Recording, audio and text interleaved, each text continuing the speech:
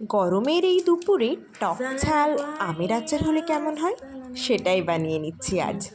প্রথমেই আমগুলোকে কেটে একটা মশলা দিয়ে দিলাম। মশলাটাতে ছিল ধনে, সর্ষে, জিরে, মেথি, এলাচ, লবঙ্গ, দারচিনি।